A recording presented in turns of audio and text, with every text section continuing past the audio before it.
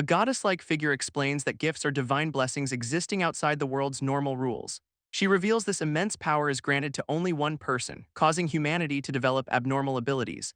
However, these blessings are not equal as gifts are divided into four distinct grades. This lowest grade is the incompetent gift, useless and encompassing both tangible and intangible forms. A warrior woman with a spear embodies the bloodline gift, a special power only for certain families. Another powerful woman represents the peerless gift, a unique force held by only one person in the world. Those born without blessings are treated as worthless, discarded like the man crawling in the dirt. For the unlucky, their very lives are considered without value, cast aside as shameful burdens. Kingdoms and nobles constantly war, seeking superior gifts to prove and expand their power. Great nations perpetually invaded others, their soldiers standing ready with drawn swords for endless conquest. In a brighter scene, two young women in uniform smile, one winking playfully at a companion. A man shouts in frustration, denying that such a thing could possibly be true. A butler informs his master that the son, Arata, possesses no talent, his gift being mere hearing. A hooded priestess suggests the church's seers may have misjudged the boy's gift in the past.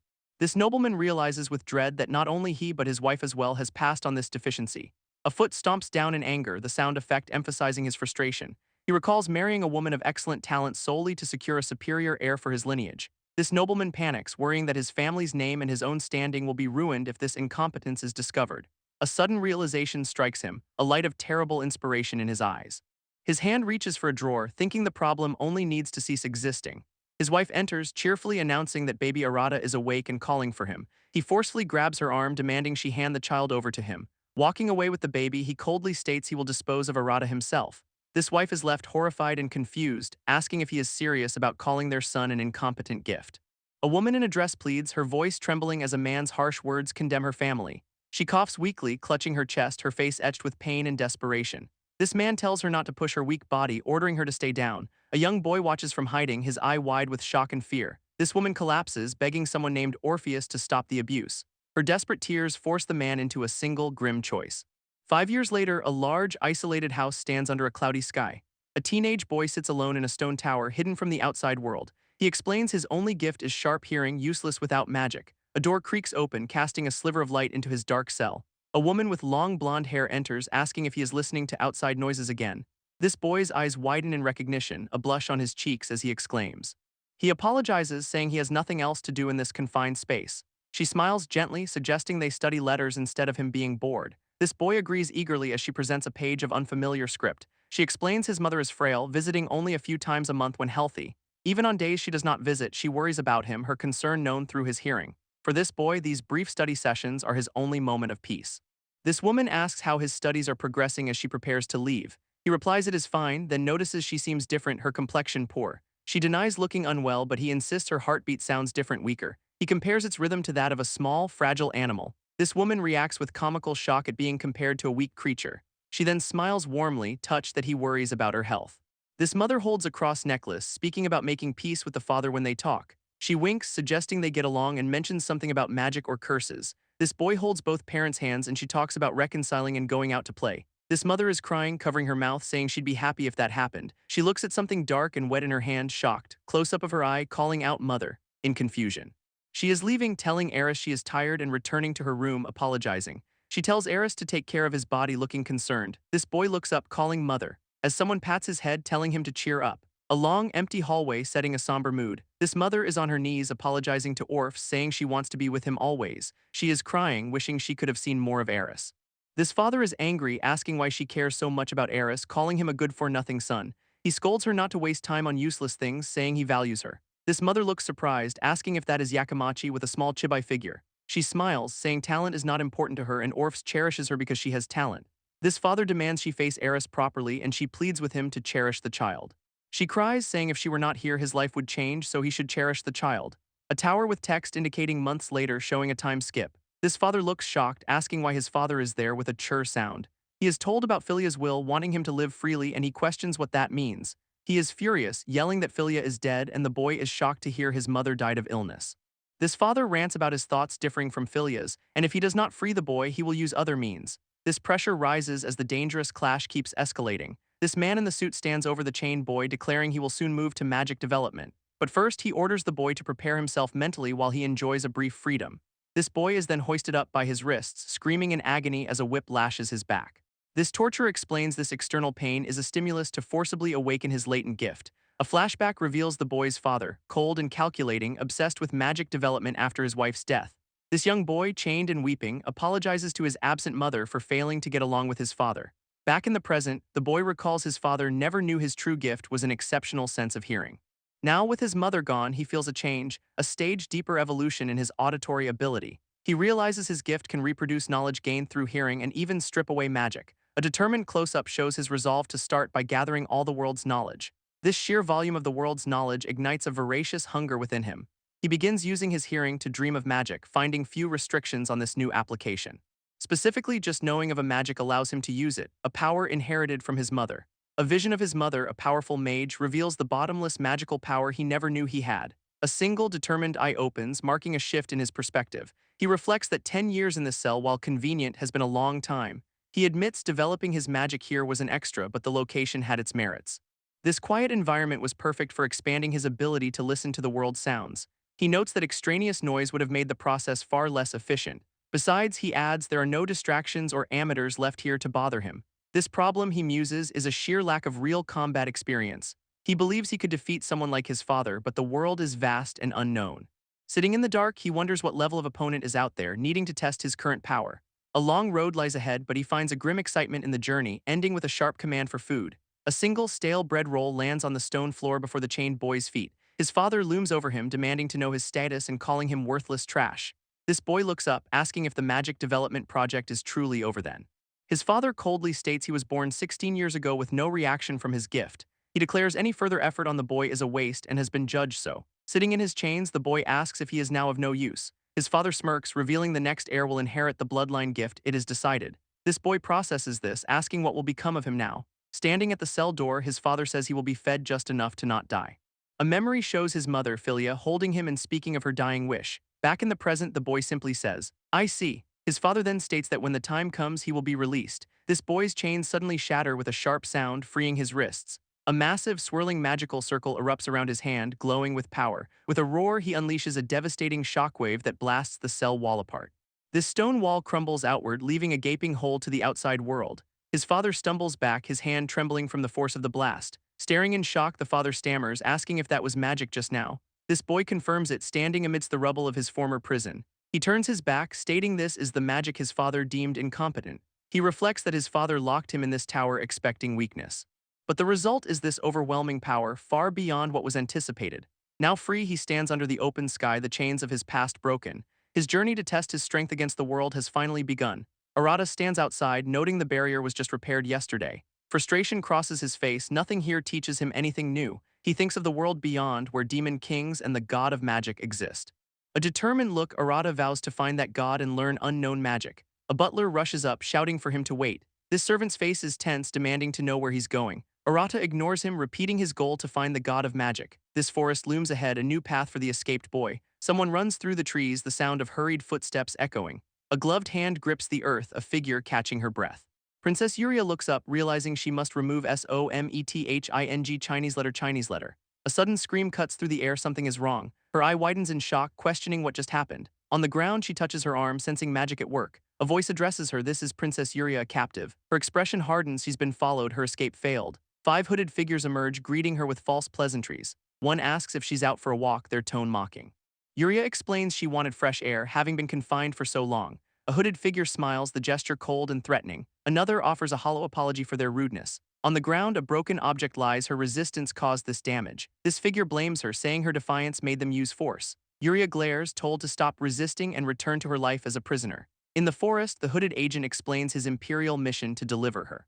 This captured blonde woman questions his rough methods, asking if this is truly necessary. He coldly states that magic can heal any wounds, making her suffering irrelevant. His soldiers surround her, declaring their loyalty to the mission outweighs any personal desire. Her eyes widen in shock as she realizes the depth of their commitment. With a resigned sigh, she agrees to walk, asking them to remove the magical shackles. This hooded agent orders his subordinate to Chinese letter the binding magic immediately. He then kneels, apologizing for the delay in carrying out the Emperor's command. But as he reaches for her, a sudden violent impact strikes him from behind. Blood sprays as the agent is launched through the air with tremendous force. His shocked face registers the attack just before he crashes into the trees. This blonde woman stares, stunned, as a new figure lands before her. A dark-haired warrior stands over the fallen agent, his expression grim and determined. She recognizes him, gasping his name Rek as he turns to face the remaining soldiers. With a cold smile, she taunts the wounded agent about his earlier claims of healing. Enraged, the agent orders his men to seize the woman and restrain her, but Rek moves first, his blade flashing as he engages the soldiers. This agent, clutching his wound, screams a brutal order to dismember and capture her. A soldier questions how they will explain this to Lord Albert, their superior. This agent snarls that their contract with the nobility justifies any means necessary. As the battle intensifies, Rek fights with desperate fury against the overwhelming numbers. This blonde woman watches, her face a mask of fear and hope. In the chaos, a soldier's hand tightens on his weapon, ready for the final blow. She whispers a desperate plea for anyone to come and help them. A hand reaches from the ground, lamenting how fragile swords are. A single speech bubble echoes. Yo, calling out to someone unseen. A scarf-clad youth steps forward, announcing he has something to ask. This girl with the hairpin looks on, sweat beading on her face. An armored knight demands to know who this intruder is. This girl wonders if this newcomer is the one who helped them. This youth introduces himself as Arus, asking if they know his name. This knight snarls, questioning if Arus knows who he is dealing with. Arus mocks the knight's chivalry for surrounding a single woman. This knight's face twists in fury, his teeth gritting in rage. With a sharp command to vanish, Arus flicks his fingers. He notes this is the first time using this magic on humans. A hand reaches out, magic swirling as a spell is cast. A powerful shockwave blasts the knight backward through the air. This girl stares in shock, realizing he cast that spell without chanting.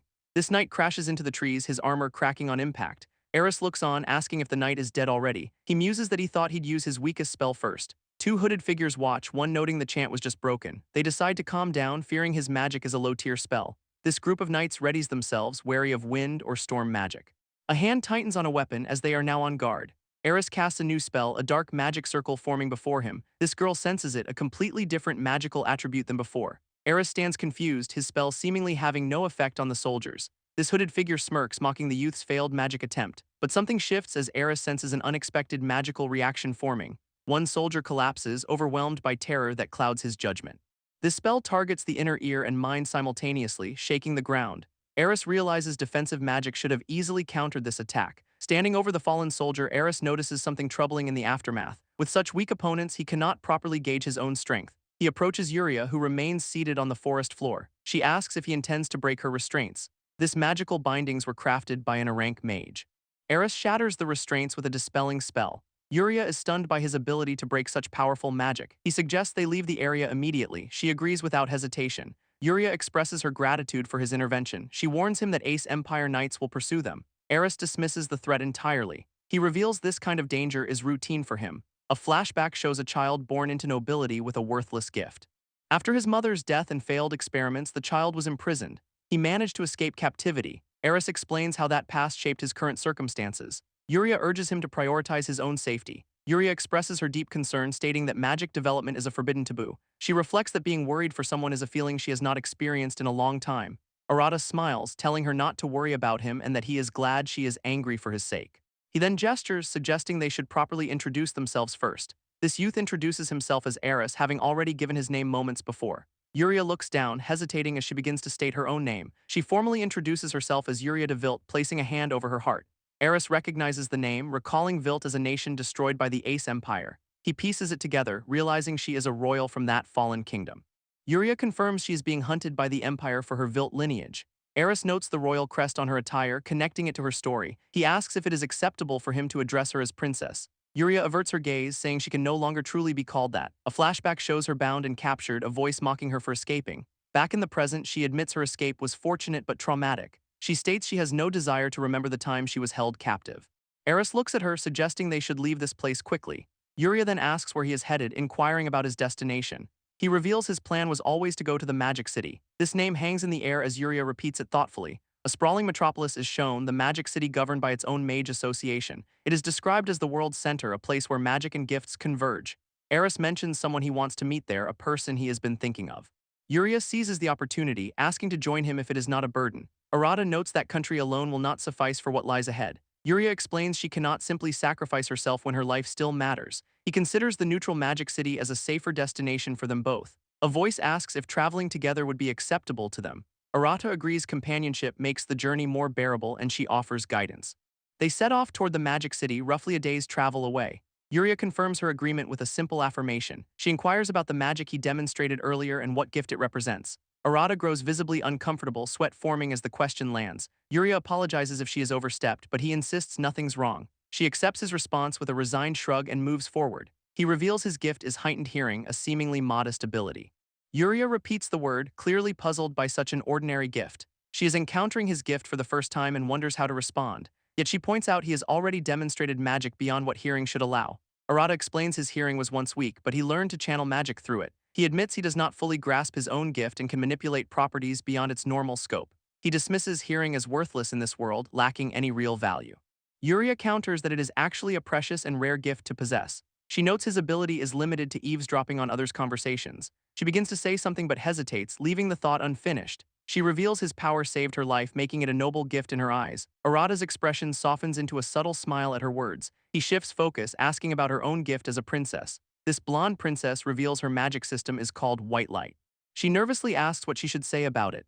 Arus tells her it is a perfect gift befitting a princess. Her cheeks flush as she admits his words make her genuinely happy. She explains the light gift is one of the world's rarest, a legendary power. Intrigued, Arus asks to see what kind of magic she can actually perform. She offers to demonstrate right now, saying she is ready whenever. Walking together, she assumes Arus will protect her when danger comes.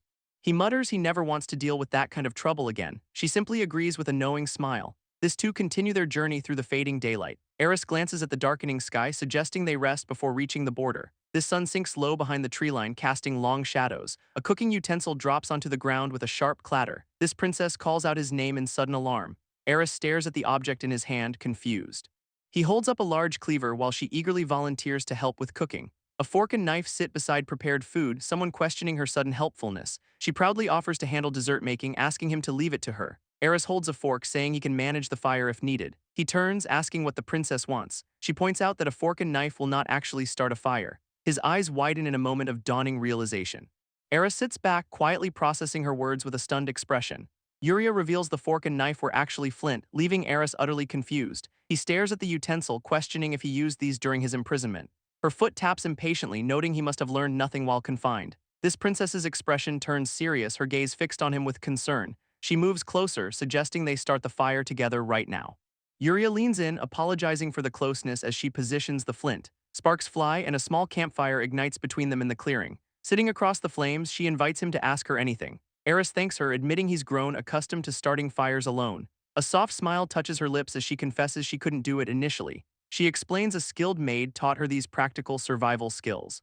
Arus realizes the princess must have undergone rigorous training to reach this point. He notes her journey here must have involved harsh, demanding special training. Yuria smiles gently, saying she hasn't suffered much thanks to his kindness. She stands, announcing she'll prepare their meal and he should look forward to it. With practiced ease, she chops ingredients, her movements swift and efficient. Arus watches, a flicker of anticipation in his eyes as he remembers. A flashback shows his hand touching her magical restraints, which then shattered. Back at the campfire, he asks why her binding magic was so fragile. He questions if the princess had weakened it beforehand, seeking an explanation. Yuria explains the malfunction prevented the magic from activating properly. She insists he warn her beforehand next time as it's bad for her heart. Arus agrees, promising to be more careful and help if she's captured again. Yuria smiles, accepting his promise just as her bubbling stew is ready. Arus processes the revelation, his expression hardening at the mention of a sister with fire. Yuria clarifies Karen's gift is a high-tier bloodline flame, a powerful inheritance. A vision shows the two sisters together, their contrasting gifts on full display. His eyes narrow, noting the Ace Empire's unusual silence on the matter. Yuria's gaze turns distant, her voice soft with longing to see her sister. She explains the letter was merely an exchange, a simple transaction of information. A playful sketch shows their imagined reunion, Yuria excited to introduce Arus. He smirks, telling her not to get in the way of his own plans. Yuria smiles warmly, already looking forward to the meeting at the guild. Arus holds his bowl, his thoughts clearly on the coming confrontation with the Empire. She stands, her posture regal despite the casual setting, ready to move on. This campfire crackles between them, a temporary peace before the next leg. He glances at the dark forest, senses alert for any pursuing knights. Yuria follows his gaze, her own hand instinctively moving toward her hidden blade. A shared look passes between them, a silent agreement to stay vigilant. This embers glow, casting long shadows that dance like watching figures. Arus breaks the silence, asking about the Magic City's defenses against the Empire.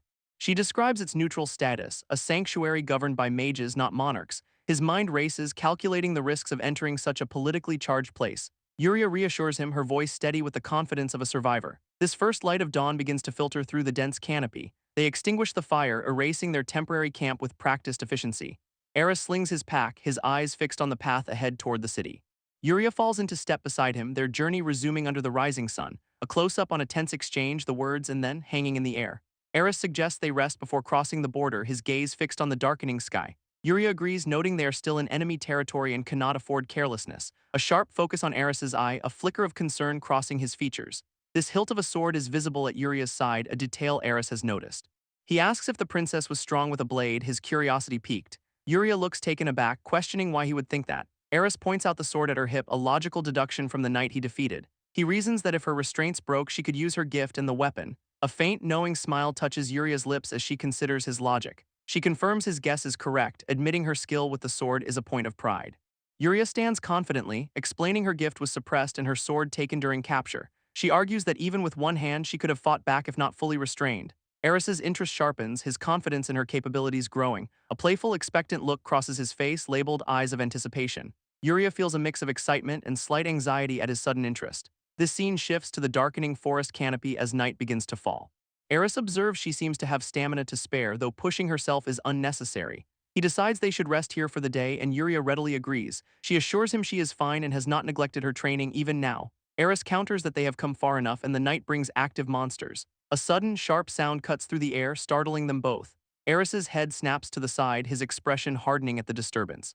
Yuria asks what is wrong, but he simply says no, having already spotted something in the trees. In the darkening forest, Arus weighs their options carefully, his back faces us as tension builds in the silence. Yuria's blade slashes through a lunging hellhound with deadly precision. Arus watches, sweat beating as the threat becomes clear. Her fierce eyes lock onto the next target ahead. She glances back, asking if he is unharmed after the strike. Two fallen hellhounds lie broken on the forest floor. More emerge from the shadows. These are hellhounds, and they are hungry. These creatures radiate heat through their fur, attacking intruders without mercy.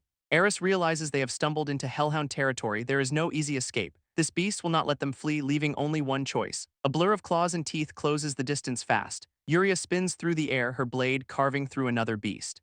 Blood splatters across Arus as he watches her brutal efficiency. She counts under her breath, 2 down, but more remain. Without hesitation, she readies her blade for the next wave. Hellhounds circle her from all sides, teeth bared and snarling. One lunges with terrifying speed, jaws snapping at her throat, but her blade meets it mid-leap, ending its charge. She bursts from the narrow gap, cutting through the encircling pack. Arus refuses to stay idle. He cannot let her fight alone. His hand presses against the ground, channeling magic through his palm. A devastating shockwave erupts outward, scattering hellhounds in every direction. His determined gaze burns through the chaos. This fight is far from over. This fallen hellhound's head lies motionless on the forest floor. Yuria's sword rests point down, her voice cutting through the tense silence. Her eyes widen in shock, realizing Arus disrupted multiple layered spells at once. From behind, she watches him, stunned by his casual display of overwhelming power. A blade is sheathed with a sharp click, magic used without a single chant. Arus turns, a faint smirk on his lips, asking if that's all. He walks away, leaving Yuria to question if her initial help was even needed. A close-up on his face reveals a thoughtful, almost impressed smile forming. Yuria blushes, her thoughts racing. People shouldn't be judged by their appearance. She swings her blade through the air, demonstrating her own formidable, unassisted skill. Arus watches, genuinely impressed she fought so well without her innate gift. Yuria speaks, her tone humble, stating she's no match for him in comparison. A warm smile graces her face, pleased to have met his expectations. A sudden breeze rustles her hair as the tension of the battle fades. Her expression turns confused, wondering if she's somehow still caught in a dream. Arus's boots crunch on the ground as he declares it's time to move. He suggests they rest here despite the bleak view. The hellhound remains nearby. Yuria offers him a bundled cloak, concerned the night will grow bitterly cold. Her gaze is earnest as she asks if he has enough for himself. Sitting against a tree, Arus insists he's fine, accustomed to enduring the chill. He closes his eyes, telling her not to waste concern on him.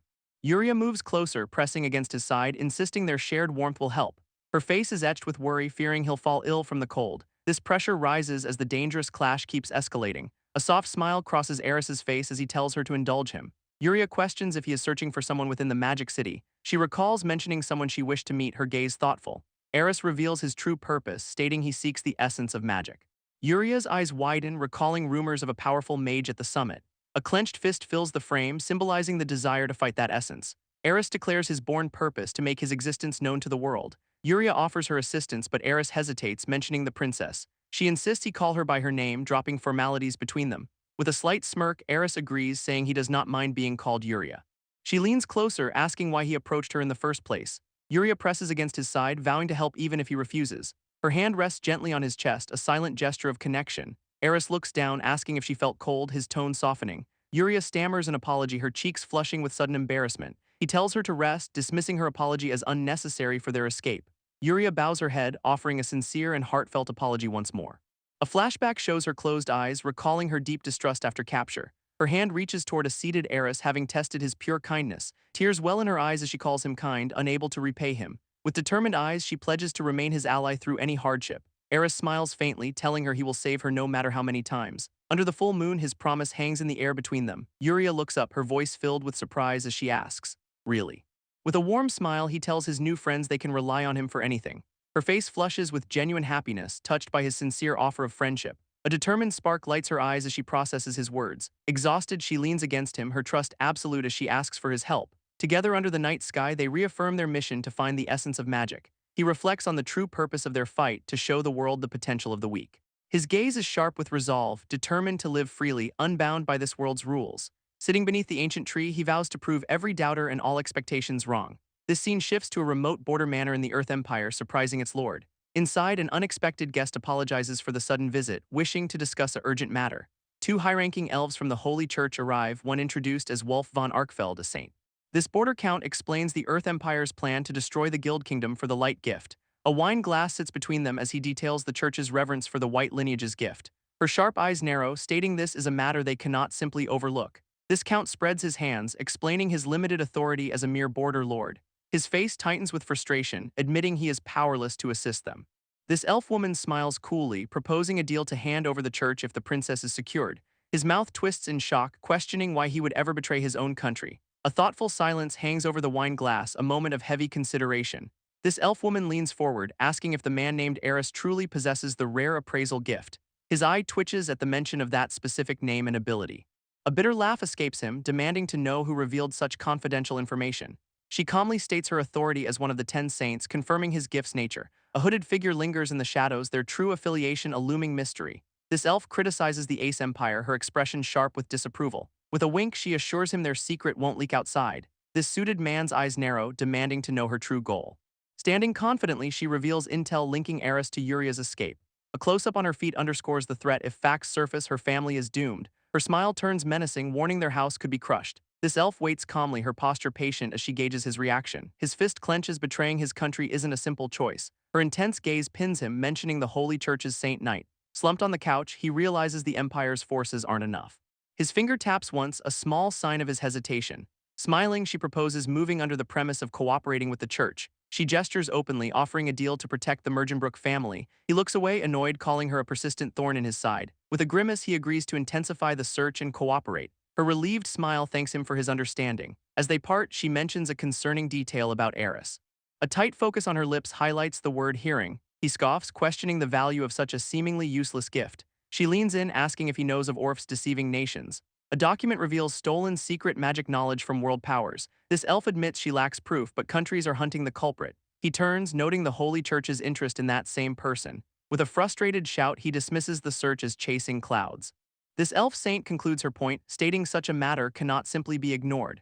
Her words reveal a mysterious figure sought by the world's leaders for a name. She gestures emphatically, invoking the legendary essence of magic as their true target. A thoughtful silence settles over her features, weighing the gravity of her own claim. A faint blush touches her cheeks, hinting at a personal stake in this pursuit. Back in the forest, Yuria offers another sincere apology, which Arus dismisses. He urges they depart, his focus already shifting to the path ahead. Together they walk, their gazes fixed on a distant, towering structure. Yuria identifies it with the legendary Tower of Babel. She explains its sacred role as the magic city's symbol and a path to the divine. A spark of excitement lights Arus's eyes at the prospect of heading there. His expression turns contemplative, a silent resolve hardening his gaze. They approach an ornate building, with Arus questioning their entry. Their footsteps cross the threshold, moving from sunlight into shadow. Suddenly, a girl named Karen rushes out, embracing Yuria in a tearful relief. Yuria stares in shock, asking why Karen is here in this dangerous place. Karen explains she heard of Vilrat's fall and came searching for her sister. Arus watches the reunion silently, his expression unreadable.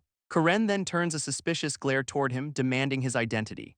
Yuria quickly intervenes, clarifying Arus is no soldier but her rescuer. Realizing her mistake, Karen clasps her hands and offers a heartfelt apology. This pressure rises as the dangerous clash keeps escalating. This pressure rises as the dangerous clash keeps escalating. This pressure rises as the dangerous clash keeps escalating. This second princess of the Guild Kingdom, Karen, introduces herself with a warm smile. From behind, she explains her current role running a guild under the Magic Association. This boy listens, his expression thoughtful as he processes her revelation. He questions why a royal princess would join the Magic Association, recalling the long-standing tensions between the Earth Empire and the Guild Kingdom. Karen's face turns serious as she describes her father's fears of their kingdom's weakness. In a flashback, she stands before the king, explaining her plan to gain knowledge for national strength. With determination, she reveals her decision to join the Magic Association, leaving her royal life behind. She laughs softly, remembering her father's distress at her choice to pursue magic. This boy notes the Magic Association's strict rule against national interference, and Karen confirms she sacrificed her succession rights to join, showing her resolve. Her eyes close in regret, admitting she couldn't prevent a past tragedy despite knowing the truth. Another princess reassures her, placing a comforting hand on her shoulder. While the boy watches silently, his thoughts unreadable. This conversation ends abruptly as they prepare to move forward. A ritual is mentioned, a simple hand-washing ceremony for visitors to the Magic City. This boy looks confused, but Karen explains it's a traditional welcome gesture. A close-up reveals Karen's blushing cheek, hinting at her nervousness or shyness. A new girl appears, addressing the boy as a nameless mage with a stern gaze. He smiles confidently, speaking of exposing the world's knowledge and accumulating wisdom. Karen extends her hand, suggesting the gods will aid those who seek them. With arms outstretched, she welcomes them to the sacred place of the gods. An overhead view shows the bustling streets of the Magic City, their destination reached. This pressure rises as the dangerous clash keeps escalating. This group stands together, shadowy figures looming behind them as a new chapter begins. Arus remarks this Magic City dwarfs his hometown in scale and bustling energy. This blonde woman admits she too was shocked upon first meeting Karen. This bunny-eared girl tilts her head, realizing something was never mentioned to them. With a playful wink, she points toward their guild's headquarters down the street. Curiosity flickers across the blonde woman's face as she asks about a tavern. This bunny-eared girl confirms they operate a bar alongside their guild duties. Shock registers on the blonde woman's face. She questions if Karen actually drinks. A confident hand waves off the concern. Managing the business requires no alcohol. In her imagination, the blonde woman envisions Karen serving patrons in a bunny outfit. Exasperation crosses the bunny-eared girl's face. Her sister's mental image is wildly off. She clarifies they simply serve food and drinks with only occasional mishaps. A weathered sign hangs above the entrance. The three sisters' connection to secrets remains hidden. This bunny-eared girl swings the door open, urging them not to hesitate. A sudden crash echoes from inside. Something violent just happened. A man reaches out aggressively, a woman's voice protesting his unwanted advance. His hand gets slapped away sharply, the contact rejected with force. His eyes widen in stunned disbelief at the swift retaliation. A tall woman steps forward, her tone cold. She warns the customer to cease. This man stammers nervously, claiming it was merely a joke directed at Elsa. Elsa's gaze hardens. She orders him to leave the premises immediately. Her voice drops to a warning. Next time she might lose control entirely. This man retreats through the door as the group watches from the entrance. A woman in an apron breathes relief, thanking Elsa for her intervention. A servant bows, welcoming the noblewoman Karen back to the manor. This lady Elsa greets Yuria, noting she still looks as flawless as ever. Karen's gaze shifts, asking about the identity of the man accompanying her. Arus introduces himself, explaining he met Yuria and helped her reach this place. Elsa's eyes narrow, questioning why they would address Princess Yuria so casually. Yuria smiles warmly, clarifying that Arus saved her and deserves their trust. Arus learns Elsa was once a servant to Yuria's older sister. He realizes the maid from that time must be this same Elsa. This guild master, Guildgold, explains her vital role in managing their operations. Another woman praises Elsa's perfection, from cooking to managing the tavern's affairs. Arus stares, prompting a sharp "what?" from the woman beside him. He quickly dismisses it, saying it's nothing. This woman demands to know what he's staring at, her tone annoyed. A maid named Schuler arrives with food, explaining everyone here is a guild member. This woman winks, confirming they are all part of the same guild. Arus stands behind the bar, told he'll be called a healer since he's the guild master. Elsa approaches, addressing him formally as Lord Arus. She bows deeply, thanking him for saving Princess Yuria. Arus tells her not to worry about it. Elsa offers to prepare a meal as thanks, her expression earnest. Arus smiles, saying that sounds delightful, and accepts her offer. Elsa apologizes, mentioning she must attend to something else first. He hands her a wrapped bundle, asking for her help in handling this matter. With a nod, Elsa accepts, then turns to leave, excusing herself from Yuria's presence. Her eyes burn with determination, vowing to redeem her last failure. She clasps her hands, offering her full assistance to Elsa. This maid declines cooking help but requests aid with a customer consultation. Arus smiles, noting she has certainly become a fine maid. A curious girl asks what exactly Arus's gift is. Yuria answers simply, stating his gift is sleep. He sips his drink, explaining it is just good for the ears. Yuria leans in, surprised such a simple ability saved her sister. This other girl mutters, finding the gift utterly ordinary. Yuria's eyes widen in sudden realization.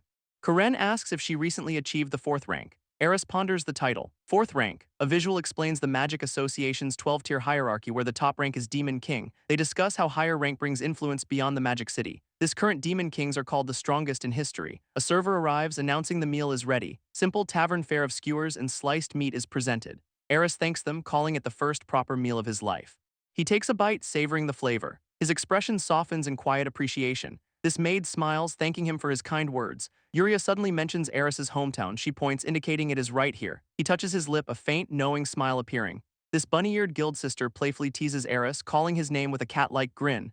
Karen watches her sister's antics, her expression a mix of exasperation and fondness. Elsa questions if her own treatment is too harsh, her gaze sharp and demanding. This group shares a meal, the blonde woman marveling at the simple happiness of food with others. Yuria asks Arus if he plans to tour the city tomorrow, her tone hopeful. This bunny-eared sister has a sudden idea, her finger raised in inspiration. She announces her guild will venture to the Lost Lands tomorrow, asking about the sister's plans. Yuria states she wishes to go along, her decision firm. Arus expresses his own interest, having heard of the location many times through his senses. A flashback reveals the Lost Lands were once ruled by a demon king, now a place of chaos. Arus notes the significant distance to the Lost Lands, questioning if they must walk. This bunny-eared sister scoffs at the idea, stating walking that far is impossible. She explains they will use the transfer gate at the Tower of Babel instead.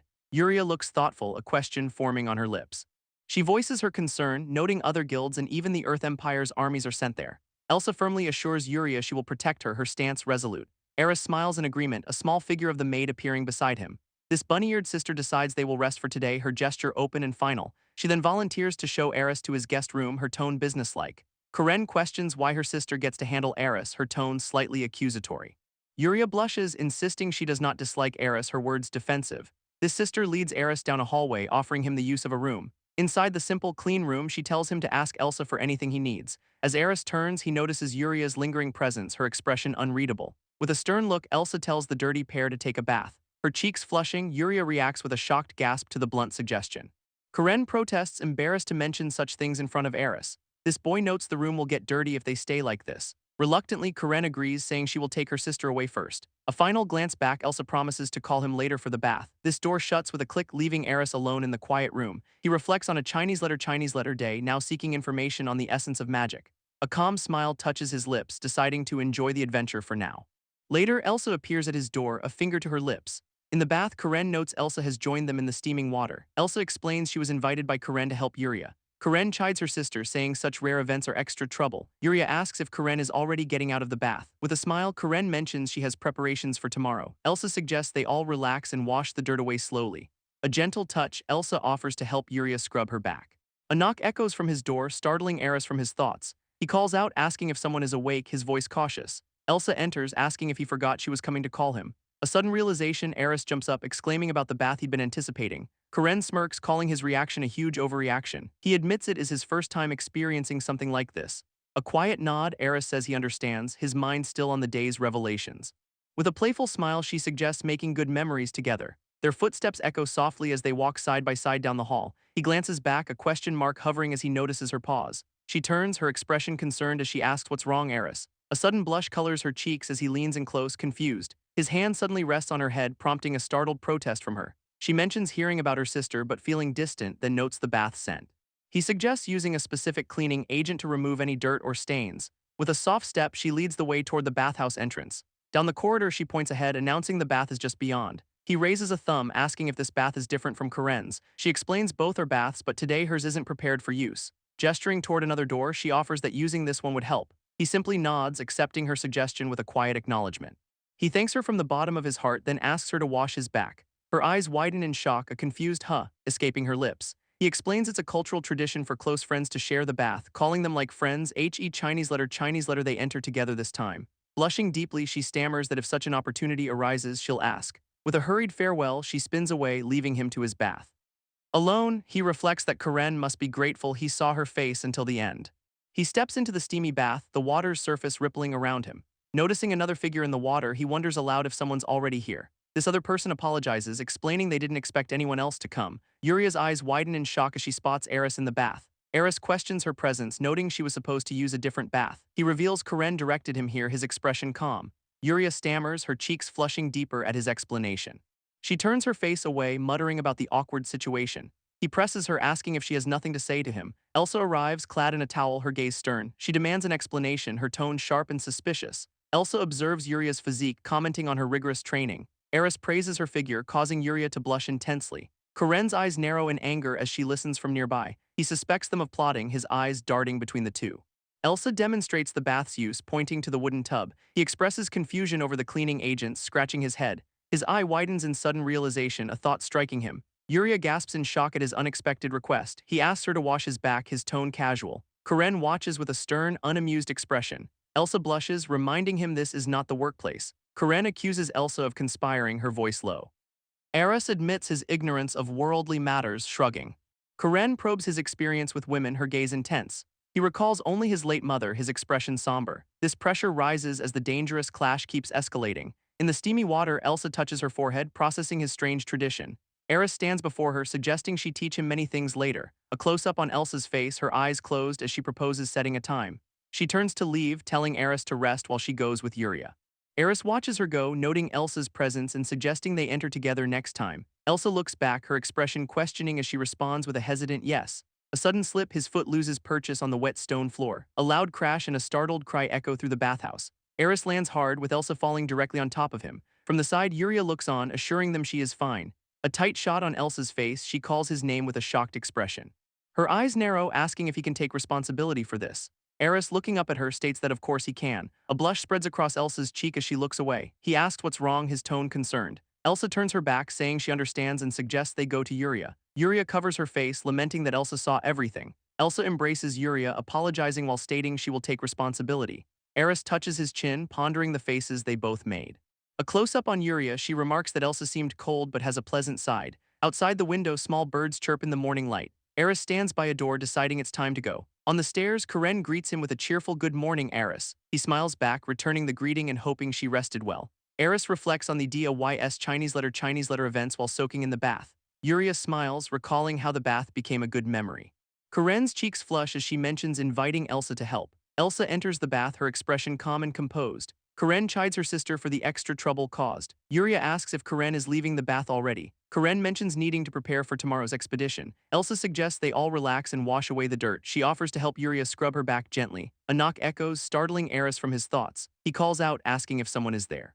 Elsa enters, reminding him she was coming to call him. Arus jumps up, realizing he'd forgotten about the bath. Karen smirks, calling his reaction a huge overreaction. He admits it is his first time experiencing something like this. With a playful smile, she suggests making good memories together. Their footsteps echo as they walk down the hall. He glances back, noticing her pause with a question. She turns, concerned, asking what's wrong, Arus. A sudden blush colors her cheeks as he leans in.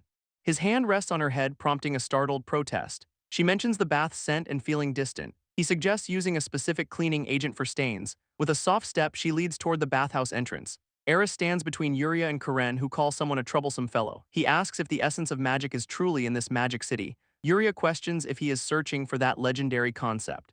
With a calm affirmation, Arus admits his quest but notes its apparent simplicity. Adjusting her outfit, Karen mentions she is ready to go. Before a massive archway, they learn the gate runs on the user's magic. Karen explains magic power acts as the toll for passage. With a playful "let us hurry," she suddenly shoves Arus forward. He yelps in protest as her hands push him toward the gate. A small, silent figure watches from the shadows nearby. Karen tells her sister she should make more expressive faces. A determined glint shines in Karen's eyes as she speaks. With a smirk, Karen notes she has already sent both of them off. Turning, Yuria suggests they should head out as well. This sound of footsteps echoes as they begin to move. Karen reflects that her sister never seems to learn from mistakes. Elsa offers her assistance, saying she will help Karen practice expressions. A confused Arus reaches out, questioning Elsa's sudden involvement. Karen's face flushes, realizing Arus ended up in the women's bath. Her eyes widen in shock at the revelation. Covering her mouth, Karen laughs, thinking he must have felt guilty. Yuria explains Arus is taking responsibility for seeing her skin. A bewildered Karen asks what exactly happened in that bath. Yuria clarifies his sense of responsibility is not what Karen assumes. Yuria states Arus answered without hesitation, her expression firm. Karen's eyes narrow, angry that a man's single word will not be forgiven. She warns if she exposes her skin again, she will apologize by cutting her stomach. Karen reacts with shock, calling the resolution too extreme. Yuria turns away, insisting it is more than just being seen naked. A close-up shows Yuria's face as she says, "Wait." Her clenched hand emphasizes her point that it is not nothing. Standing tall, Yuria declares that it is everything. Karen is left stunned, her cheeks flushing. Arus asks Elsa if she is okay, his tone concerned. Elsa blushes, apologizing and blaming Karen's confusion. A sudden noise startles both Arus and Elsa. Karen crashes through a wall, demanding why Arus is there. On the ground, Karen groans, calling it karma for unexpected events. Someone steps on Karen's foot, adding to her pain. Yuria smiles, noting everyone arrived safely. Karen looks relieved, stating that Karen is safe. Karen screams in agony. Elsa holds Karen, admitting she did something. In Chibai form, they discuss buying a dagger before departure. Arus faces a monster, claiming he does not need weapons. He explains that since magic is not infinite, he must increase combat options. Chibai also mentions a shop for weapons and clothes. Arus suggests they go to the bear's den. Karen points ahead, suggesting a friendly guild branch nearby. Inside, weapons and a large teddy bear line the walls. A companion agrees Karen's proposal is a solid plan. This pressure rises as the dangerous clash keeps escalating. This pressure rises as the dangerous clash keeps escalating. This pressure rises as the dangerous clash keeps escalating. This pressure rises as the dangerous clash keeps escalating. He thinks something here would suit Yuria perfectly. Her eyes sparkle as she asks what he means. He suggests it would complement her silver hair beautifully. A delicate flower hair accessory is shown in detail. Wearing it, Yuria blushes, saying it suits her. She smiles, praising Arus for being unexpectedly thoughtful. He simply states he spoke what he was thinking. Her expression shifts to one of quiet surprise. Behind them, Karen watches with a hesitant look. A soft smile touches Karen's lips as she gazes at bears. A close-up reveals a teddy bear with sharp claws. Holding it, Karen asks if this one is wanted. A hand reaches out, pointing directly at the bear. She clarifies she merely enjoys looking at such things. With bears around, she worries her room feels too bleak. Arus reassures her, saying that will not be the case. A bear sits on a dresser, adding color to the space. Her eyes widen, a blush spreading as she processes his words. Holding the teddy bear close, she suggests giving it to someone in need. A sudden shock hits her, her expression freezing in surprise. This shelf of identical bears looms, a suggestion to buy one for a child. Together, his consideration visibly eases the anxiety she'd been carrying. Smiling softly, she clutches the bear, deciding to buy for future children early. Arus crosses his arms, offering to cover the cost right now. She notes he already paid, leaving him with little cash on hand. With a gentle smile, she asks if he'll start saving properly from now on. He agrees, and she insists on supporting each other through such things. Her thoughts drift, wondering if Elsa truly liked children that much. Peeking from behind a wall, her face burns with a sudden, intense blush. Surrounded by plush bears, she muses about having 2 girls and 3 boys. Blushing deeply, she hugs a bear, realizing she must prepare herself. A heavy sigh escapes her lips, her thoughts overwhelming her. Her blush deepens, warning that once things start, they won't stop. Arus leans in, asking what she's doing with a confused look. Pointing ahead, she directs him toward the short swords with a cheerful tone. He watches her, noting her strange shift in demeanor and questioning it. She pushes him forward, telling him to hurry and choose his weapon. Before the display, he observes the fine craftsmanship even to an untrained eye. A close-up reveals the bronze short sword, the intended purchase for 2. A new, blonde-haired companion appears, asking if he's decided on his desire. He considers the bronze daggers, noting their quality but lacking an expert's eye. This swordswoman pauses, considering his proposal with a thoughtful gaze. She explains blue steel weapons allow magic flow but lack durability. With a smile, she notes her compatibility with Arus seems promising. His hand reaches out, examining the detailed craftsmanship of the blade. She reveals she has handled weapons since childhood, this being her second. A sharp gasp escapes him as he notices the intricate design. Comparing options, she admits this one's sturdy but magic-resistant. From behind, Arus stands silently, his expression unreadable. A voice warns that buying the short sword would exhaust his funds. With a sigh, he decides to forego the purchase this time. Karen and Yuria arrive, urging proper communication with their sister. Both sisters watch with concerned, unblinking eyes. This swordswoman turns to Arus, asking what troubles him. Blushing deeply, she offers to buy the weapon for him. Karen quickly agrees, pulling Yuria toward the exit. Arus admits it is odd, but he has never chosen clothes before. Her face lights up, volunteering to help select an outfit. He nods, accepting her assistance with a grateful look. Karen holds up dark garments, questioning the color theme. He reflects how the gift might alter his hair and eyes. Uncertain, he murmurs that black is not quite right. A shop assistant inquires about his color preferences. His eyes narrow, focusing on the choices before him. A sleek black uniform is presented, shimmering in the light. Yuria's eyes light up, declaring the outfit would suit Arus perfectly. This swordswoman notes its magical durability, explaining its practical benefits. Karen watches from behind, offering her own approval of the choice. Arus considers the uniform, deciding it is the right fit for his needs. Yuria eagerly asks if he will change into it right away. She insists it will absolutely suit him, her confidence unwavering. Arus looks on, confused by her sudden intensity. A hand presents the short sword, offering it as a gift from her. He accepts with a grateful smile, thanking her for the assistance. A close-up shows the detailed boots, part of the new ensemble. Fully dressed, Arus stands in the sleek black uniform, looking sharp. Yuria claps, thrilled by how incredibly good he looks. Karen admits with a slight blush that it is not bad at all. Her expression turns thoughtful, a silent pause hanging in the air. Elsa is suddenly pulled aside, someone asking what is wrong. Holding her bear, Elsa insists the outfit is fine for future parent-teacher meetings. Karen's inner thoughts accuse her of definitely planning something strange. This scene shifts, suggesting it is time to wrap up the shopping. They move through a dense forest, the atmosphere growing quiet. A group of people is spotted ahead, including individuals from Willroot. This newcomers explain most are former magic instructors who accepted the danger. Their real goal was securing kingdom support from the outside. This swordswoman expresses regret for not fulfilling her role. Karen encourages her, saying she did enough and they will work together. A grand castle looms, its spires reaching toward a country that worships only the sister. Determined, Yuria vows to restore her country alongside her sister. Arus watches her, noting she is saying something rather strange. A flustered Yuria looks away, her cheeks tinged with pink. Two new companions warn that the Lost Lands are a lawless zone. This group assembles, a voice cautioning them not to die foolishly. With a resolved look, Yuria suggests they proceed. Elsa brightens, calling their meeting a happy coincidence. A thunderous roar shakes the ground, interrupting their conversation. Yuria glances back, a quiet "that is right" escaping her lips. A monstrous eye fills the frame, a forgotten warning coming to mind. A towering cyclops blocks their path, its single eye glaring down. This party faces the beast, Yuria identifying it as a cyclops. She explains it lacks cunning but possesses formidable strength. This cyclops snarls, stating it simply crushes anything that approaches. Strategizing, Yuria notes long-range attacks will be most effective. A spear streaks through the air, striking the monster's eye with a sharp crack. Karen and Yuria stand ready, the latter urging Karen to work while they chat. A focused Karen narrows her eyes, preparing to act. A heavy foot stomps down, cracking the earth beneath it. Leaping into action, Yuria confirms she understands the plan. Karen lunges forward, her weapon slicing through the air with a battle cry. Lines of force converge as the attack lands with brutal efficiency. This cyclops reels back, letting out a pained, earth-shaking roar. A massive orc staggers as Yuria's blade connects with devastating force. Karen watches wide-eyed, remarking it is finally their turn to shine. A smirk crosses his face, sensing the timing could not be more perfect. Two hulking orcs stand ready in the forest clearing, muscles tensed. This one-eyed orc growls, ordering its kin to handle Arus and his sister. Arus glances at Yuria, proposing they settle who finishes first. Her sharp gaze locks on, offering a wager for the loser's prize.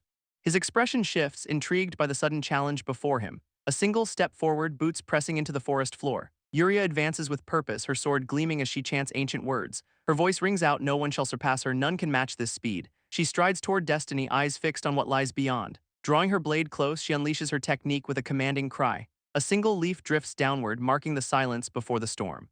This orc's eye widens in frozen terror, Chinese letter, Chinese letter, Chinese letter, Chinese letter, Chinese letter. She brushes past Arus with a polite apology, already moving. Steel meets flesh as she claims this kill, apologizing to him mid-strike. This arc of her blade cuts through air with lethal precision. This orc crumbles behind them, defeated before it could react. Yuria turns with a satisfied smile, declaring her victory complete.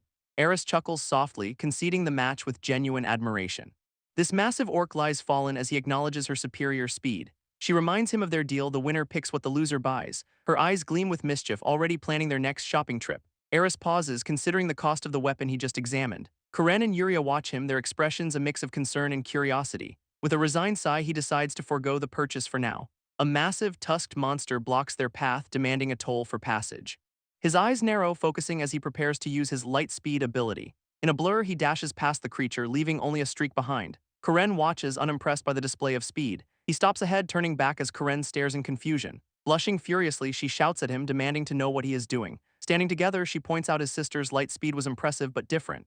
Yuria looks on, her expression stern as Karen asks if she understands. Explaining, Karen reveals Arus's gift is hearing, not light-based magic. He smiles, noting this is a normal reaction to his ability. His hand gestures, emphasizing that hearing is not part of the white system. Turning to Yuria, he suggests testing his ability on her. She looks back, a hint of surprise at his request. Gently, he places a hand on her head, using voice duplication. A close-up shows his focused expression as the magic takes effect.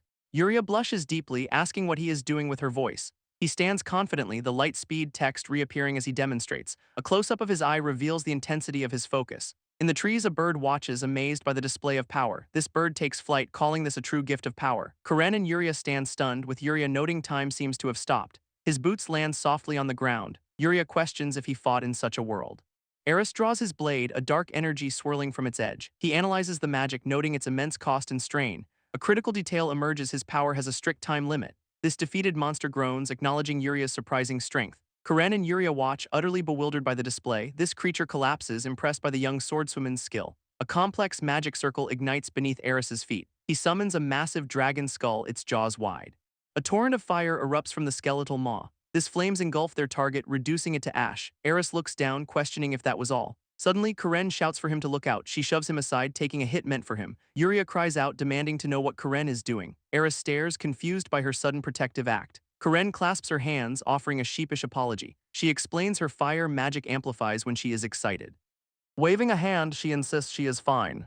Leaping into action, she engages another monstrous foe. Arus wonders aloud how she managed that precise shot earlier. Yuria warns Karen not to pry into his secrets. Karen turns, asking if he used her sister's magic. Arus explains his voice duplication magic can replicate any spell he hears. Karen and Yuria are stunned by the sheer convenience of such an ability. He clarifies the conditions, noting it requires hearing the incantation and other factors.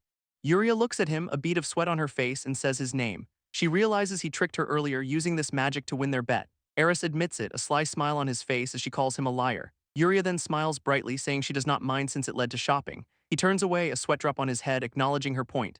Arus asks her to go easy on him in their next contest. Suddenly, Yuria warns him to watch out for the manticore ahead.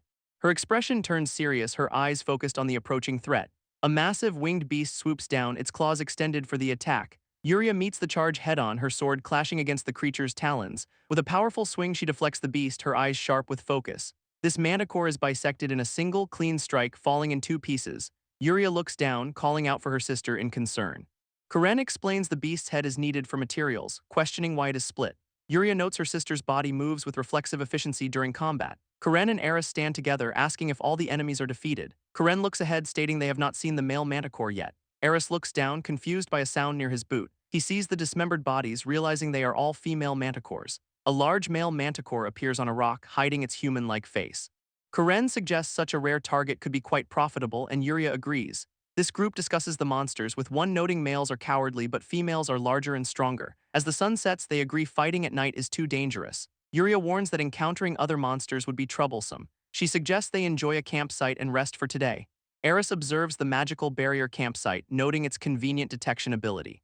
Yuria calls to him, saying the meal is ready. He wonders aloud what kind of expedition food they will be served. Yuria explains Elsa promised to cook using local ingredients. This group approaches a makeshift kitchen where someone is preparing food. A girl with a nervous expression apologizes for the wait. A massive steaming bowl of meat over rice is presented. Elsa's eyes sparkle as she asks what kind of meat it is. This cook turns away with a sly sound.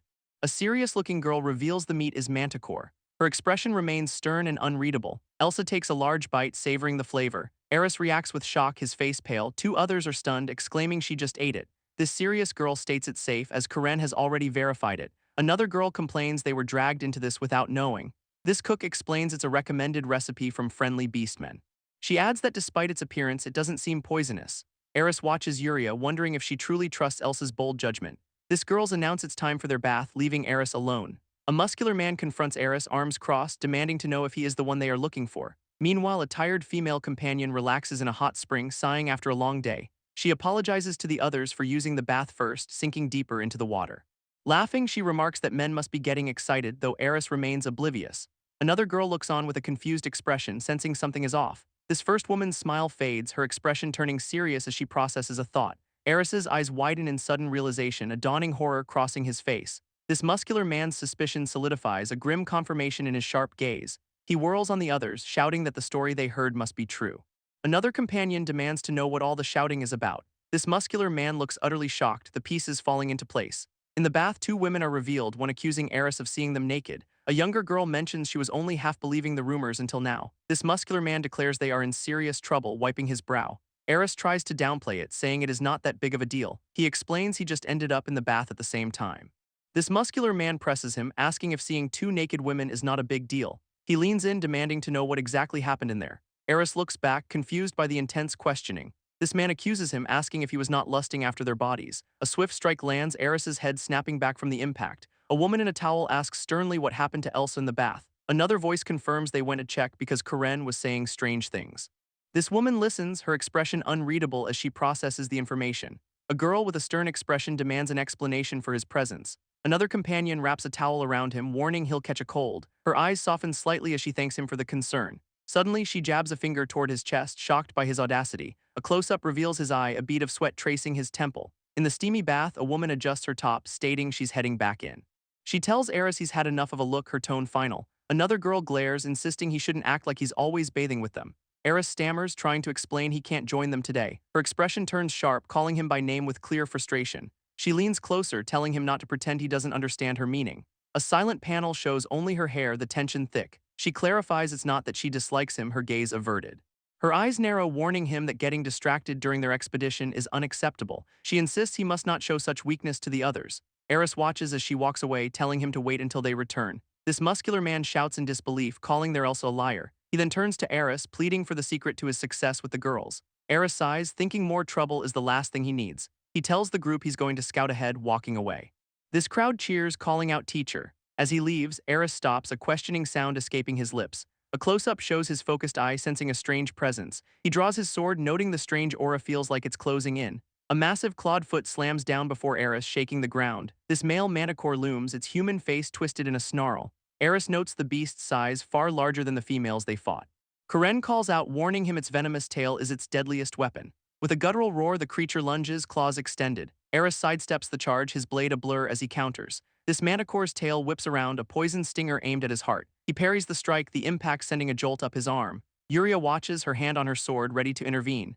This beast adapts, using its wings to create a disorienting gust of wind.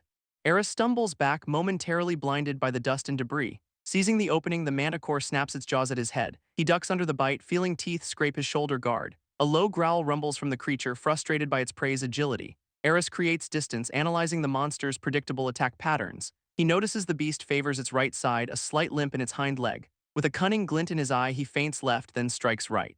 His blade finds the weak spot, slicing deep into the manticore's leg. This monster roars in pain, its balance compromised as it staggers. Karen shouts encouragement, her fire magic crackling in her palms. Yuria steps forward, her own sword drawn, cutting off its retreat. Cornered and wounded, the manticore lets out a final, desperate shriek. Arus leaps, driving his sword down in a finishing blow.